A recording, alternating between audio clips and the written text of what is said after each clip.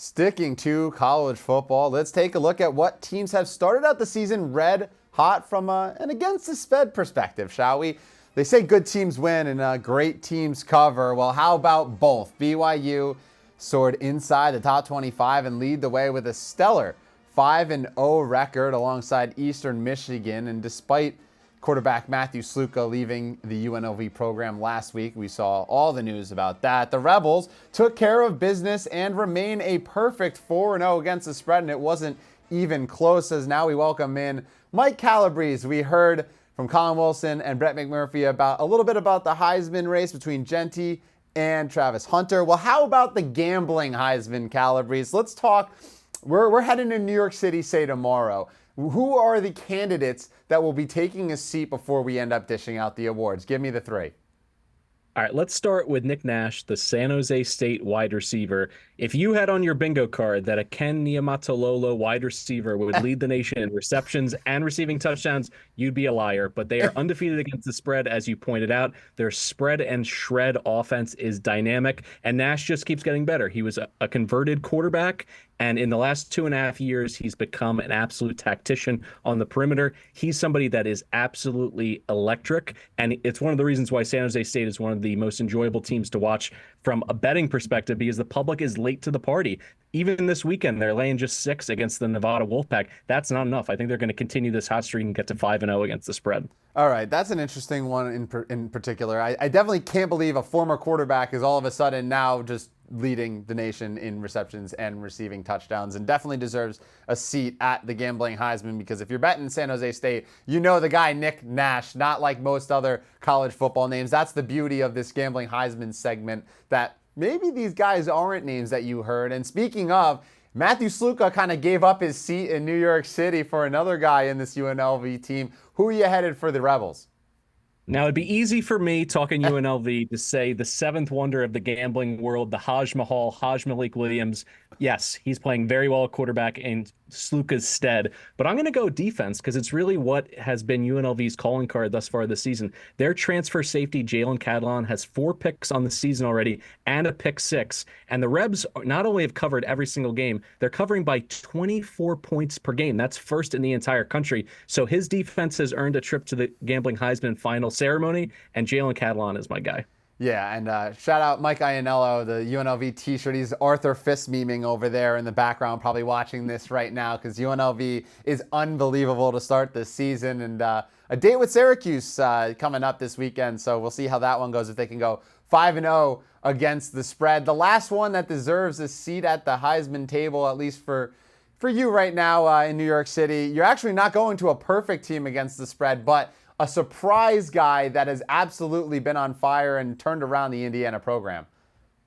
Curtis the Maple Missile Rourke, coming down from Canada. He's a transfer at Indiana, playing for Curt Cignetti, and Curt Cignetti is an absolute run-it-up maniac. If you got a good number in their opener against FIU, they are 5-0 against the spread. If you relate to that party, they're 4-1, but they're covering by 2 touchdowns per game, second only to Tennessee among Power 4 teams.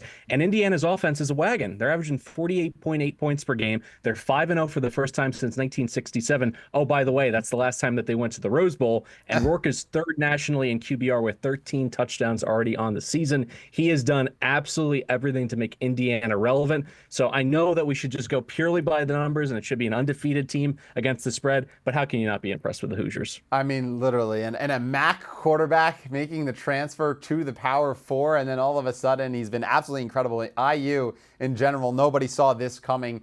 But I have to ask you, because you mentioned it, right? It's like, oh, why don't we just throw the perfect teams against the spread? Nico out of Tennessee, not even going to try and pronounce his last name anymore. That's long gone. Perfect against the spread. Not only is he also a Heisman contender, like the Heisman contender, but I feel like he deserves maybe a seat at this table, or is he he deserves a seat at the table. Why did you have him off your short list of the top 3 seats in New York City right now? All right, let's go down the list of Tennessee's wins. They beat Choo Choo Chattanooga, not impressed there. Kent State, who's arguably the worst FBS team, beat a team as a dog, or at least in a coin flip game. And then I will give Nico his flowers. A game coming up in October against Alabama. Whoever's smoking the cigars at the end of that game, I would consider a favorite for the gambling Heisman as well. Yeah, I really thought Jalen Milroe would be up here, but then I looked back at the numbers and they didn't cover every single game. I believe it was USF, the one that they did not, but he's been absolutely dynamite and of course deserves at least a look in the actual Heisman. But this is the beauty of the gambling Heisman, is that he wasn't perfect against the spread. He hasn't come out of nowhere. He is just, the starting quarterback for Alabama football, so it makes sense. And those 3 seats, we'll talk to you again more throughout the entire season about the Gambling Heisman updates. But for now, Mike Calabrese getting the 3 seats at the table right now. Nick Nash out of San Jose State, perfect 4-0 against the spread. Same with Jalen Catalon out of UNLV, a defensive potential Heisman for the Rebels, who are also perfect in the wake of Matthew Sluka. And then Curtis, the Maple Missile, Vork, Indiana, turning around the program behind the Maple Missile. So those are the 3. Let's shift gears a little bit more now to actual gambling and actual picks that we can give out to help the fans listening at home. Let's look at your NCAA football simulation, shall we, to help try and break down a top matchup between Texas A&M at home against number 9 Missouri. Both teams 4-0 in their last 4. A&M obviously has a loss to start the season against Notre Dame. What did the simulations tell you on this one? Are we riding with the slight home favorites in A&M?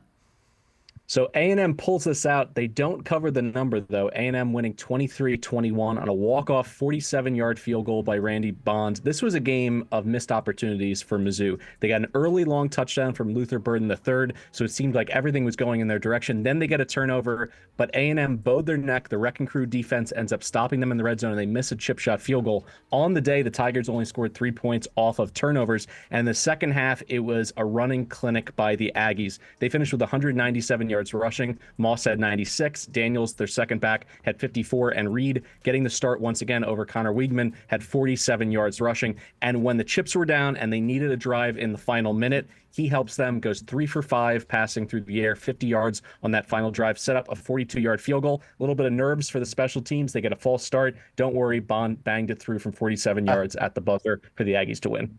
That's really interesting. And the best available number right now, I'm not going to say it's just 2. It's 2. It's out there. There's a 2 out there, so you can get the push if you want to back the simulations. And yeah, it also feels like obviously the total. I'm curious your thoughts overall on this game, if you agree with it. The under kind of seems like the smarter play. I watched the A&M Arkansas game last week, and A&M's defense really impressed me after that first drive. They gave up a long touchdown, but other than that, were pretty spectacular throughout. A fake punt put Arkansas in opportunity for their second touchdown, but feels like a lower scoring game we're going to get here in this one. It's been just an off season for Mizzou. They came in with a soft schedule, but then playing BC and Vandy, they kind of went through the motions. They almost got snake bit against a Vandy team that is no longer sneaking up on teams this season. We'll see what they do against Alabama on Saturday.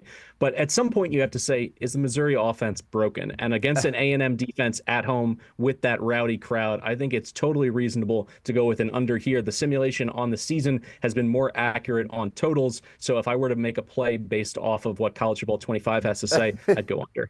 Yeah, College Football 25, maybe not the best with spreads right now, but they started out hot. But, negative regression has to come for even the simulations on a video game. We talk, trying to predict the game on simulations. We talked the gambling Heisman, so we need a best bet for you before we let you go. And you're targeting Nick Nash and the San Jose State. They're favored at home against Nevada. Tell me why we're going to fall in love with this San Jose State team, and they're going to continue to be perfect ATS.